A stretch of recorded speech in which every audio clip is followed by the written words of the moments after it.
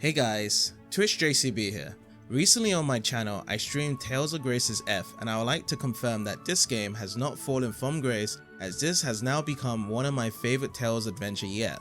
The story starts off with two brothers, Asbel and Hubert, who are messing around outside of the village, ignoring their parents' permission to play in the meadow. Suddenly they found a girl lying there and she awakens when they get close to her. She appears to have lost her memory, and they decide to get her memories back and return back to the village.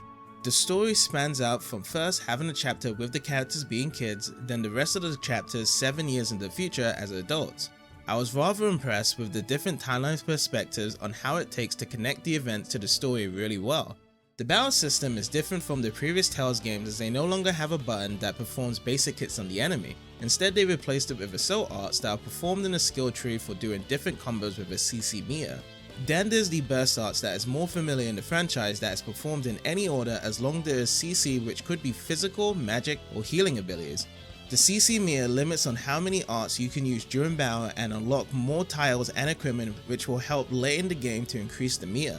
The Elf Mixer is a major item in the game, as it can help you with cooking, field, and battle effects. You would have to put components into the mixer that requires Elf as a resource to use, but the more you use this, the more Elf you can get later in the game. Tiles in this game play a major part as well compared to other Tales games, as when you unlock a tile, they provide you lots of different rewards such as new arts, increased attributes, and costumes. They can be unlocked in a variety of different ways, so it's interesting to experiment different things as you play through the game. Weapons and armor are done with an extra twist in this game.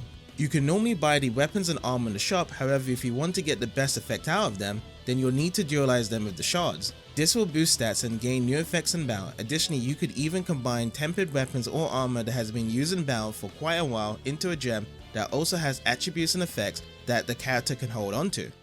We get a total of 7 playable characters throughout the game. Asbel is our main MC that likes to rush into doing things that he feels is the right thing to do. Hubert is the stern brother that is always there when Asbel is in trouble. Sheria, who has a crush on Asbel, also has a quick temper and tries to mitigate the situation in her favor. Sophie, the mysterious girl who has lost her memories and becomes a part of the crew.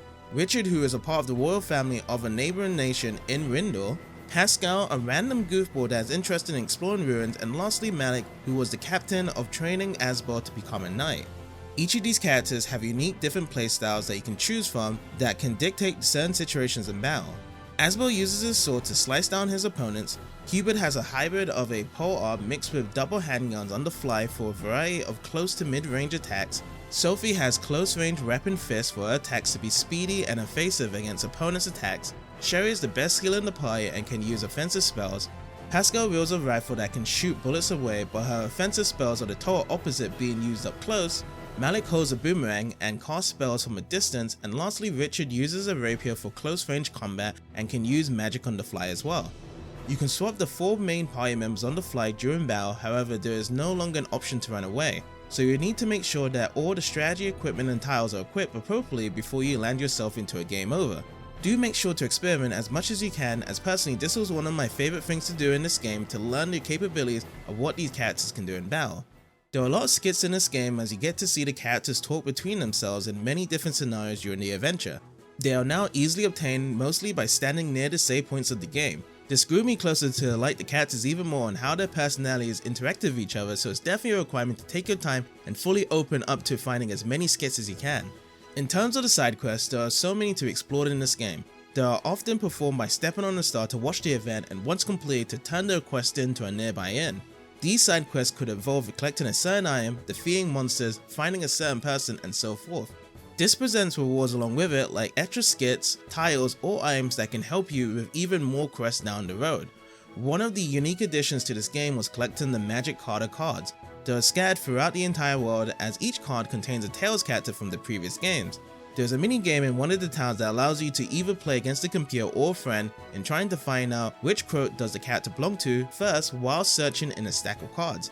Getting to see the characters from the previous games was so cool, and trying to guess who they were was another task in itself. Along with this version, there is a future arc that details the events 1 year after the main story has been completed, as you get to uncover more themes and new abilities as you progress through this section. Overall, this game is a lot of fun, and I would put this as one of the best adventures yet for a Tales game.